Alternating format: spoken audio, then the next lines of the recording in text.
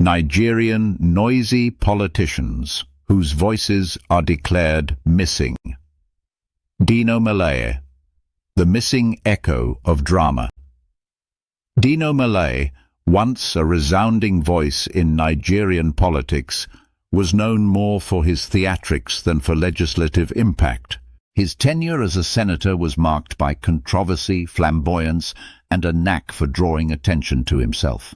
Whether fainting dramatically during a police arrest or showcasing his opulent lifestyle on social media, Dino never failed to make noise. He weaponized his voice to harass, intimidate, and confuse opponents while entertaining his followers with his extravagant displays of wealth, luxury cars, expensive watches, and international trips. His social media platforms became a stage for his performances, from posh salon visits to spa treatments. However, since his failed bid to become the governor of Kogi State, his once boisterous voice has vanished. Once a loud supporter of Atiku Abubakar, his political battle cry faded into silence. Nigerians are left wondering, where has Dino's voice gone? Many Nigerians are left wondering whether Dino's voice finally surrendered out of fear of Yahaya Bello, Nyesom Wike, and Bola Tinubu. Anyone with information on the whereabout of Dino's voice should report to the nearest camp of true Nigerian progressives. The nation demands an answer.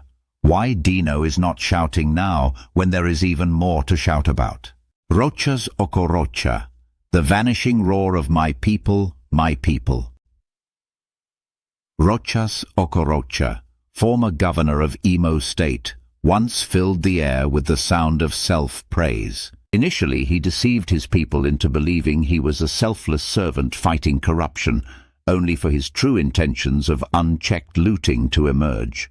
His rule was accompanied by loud proclamations of development, while he erected questionable monuments, including statues of foreign leaders like South Africa's Jacob Zuma.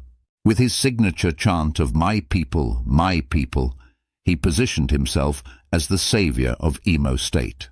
Yet his ties to northern oligarchs and his authoritarian tendencies exposed him.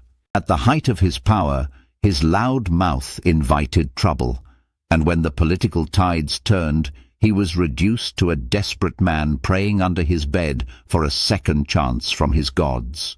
Okorocha's voice resurfaced briefly during the 2023 presidential primaries, only to be drowned in humiliation after securing no significant votes.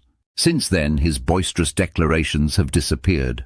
Nigerians are left to wonder, where is Okorocha's voice? If found, it should be returned to the nearest camp of real Nigerian progressives for urgent examination. Rotimi Amaeke, the silence of a once reckless shouter. Rotimi Amaeke was a political noise machine. As a key financier of the opposition in 2015, his voice was everywhere, on television, in print, and across the political landscape. He exuded arrogance, believing himself intellectually superior, often speaking with an air of self-importance. Amaeke once ruled Rivers State politics alongside his former allies, Nyesom Wike and Magnus Abe. Together they controlled everything, from government appointments to street cults. However, their political ambitions clashed, and Amaeke soon found himself at odds with Wike. Despite his efforts, Amaeke's voice weakened under the Buhari administration, where he found himself sidelined.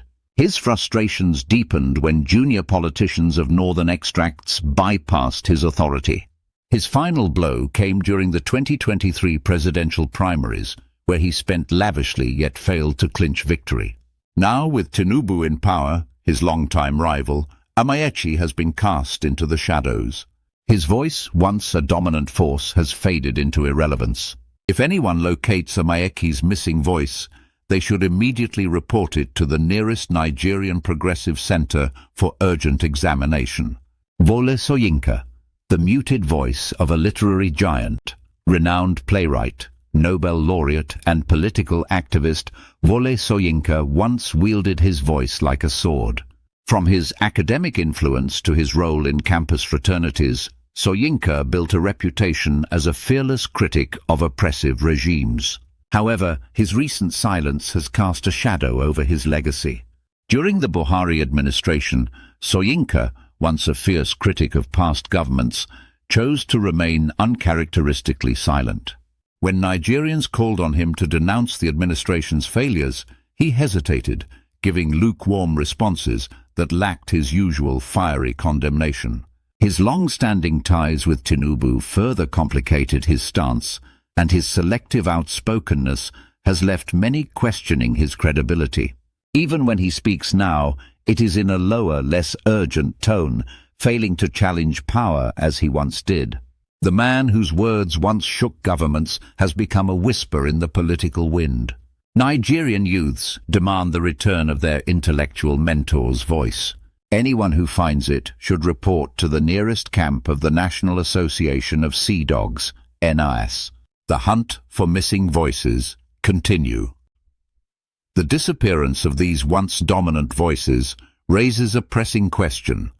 Why are those who once shouted the loudest now silent when there is more to be shouted for? The search continues. If you know of any other missing political voices, submit their cases for public examination. Nigeria must reclaim its lost echoes in these critical times.